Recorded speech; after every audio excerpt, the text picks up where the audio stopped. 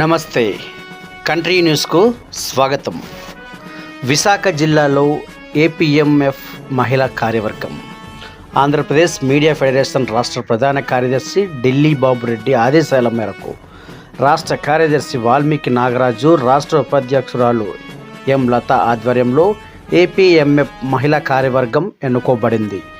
ఈ సందర్భంగా రాష్ట్ర కార్యదర్శి వాల్మీకి నాగరాజు మాట్లాడుతూ సమాజంలో సామాన్య మహిళలు ఎదుర్కొంటున్న సమస్యలను ఏపీఎంఎఫ్ మహిళా కార్యవర్గానికి తెలియచేస్తే తక్షణ పరిష్కారం జరుగుతుందని, ఇంతవరకు ఏ జిల్లాలో లేని విధంగా మహిళా జర్నలిస్టులకు ప్రాధాన్యత ఇవ్వాలని, వారికి సముచిత స్థానం కల్పించడానికి, సమస్యలపై పోరాటం చేయడానికి మహిళా జర్నలిస్టులు ఏమాత్రం తక్కువ కాదని అనే ముఖ్య ఉద్దేశంతో ఈ కార్యవర్గం ఎన్నుకోబడినది. మహిళలందరూ ఫెడరేషన్ అభివృద్ధికి కృషి చేయాలని, జర్నలిస్టులకు ఏ సమస్య వచ్చినా సభ్యులందరూ కలిసి పోరాడాలని, అందరూ కలిసి మెలిసి ఉండాలని తెలియజేస్తూ కార్యవర్గంలో ఎన్నికైన మహిళా జర్నలిస్టులకు శుభాకాంక్షలు తెలియజేశారు.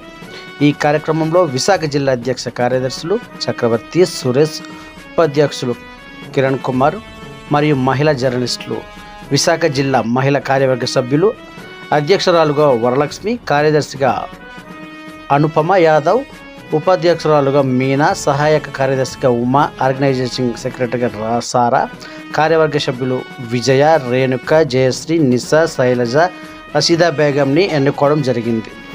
తదితరులు పాల్గొన్నారు. ఓకే. ఆంధ్రప్రదేశ్ మీడియా ఫెడరేషన్ రాష్ట్ర ప్రధాన కార్యదర్శి ఢిల్లీ బాబురెడ్డి గారి ఆదేశాల మేరకు ఏ జిల్లాలో లేని విధంగా మహిళా కార్యవర్గం ఏర్పాటు చేయడం జరిగింది. వైజాగ్ జిల్లాలో ఇక్కడ మహిళా వింగ్లోని సుమారు 11 మంది కార్యవర్గ సభ్యులు తీయడం జరిగింది.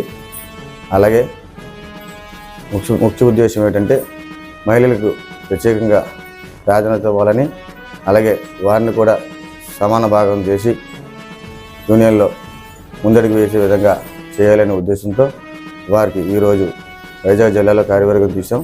అలాగే రానున్న రోజుల్లో కూడా ప్రతి జిల్లాలో కూడా మహిళా కార్యవర్గం ఏర్పాటు చేసి రాష్ట్ర స్థాయిలో మహిళా కార్యవర్గాలు కూడా తీయడం జరుగుతుందని రాష్ట్ర ప్రధాన కార్యదర్శి ఢిల్లీ బాబురెడ్డి గారి ఆదేశాల మేరకు తెలియజేయడం జరుగుతుంది.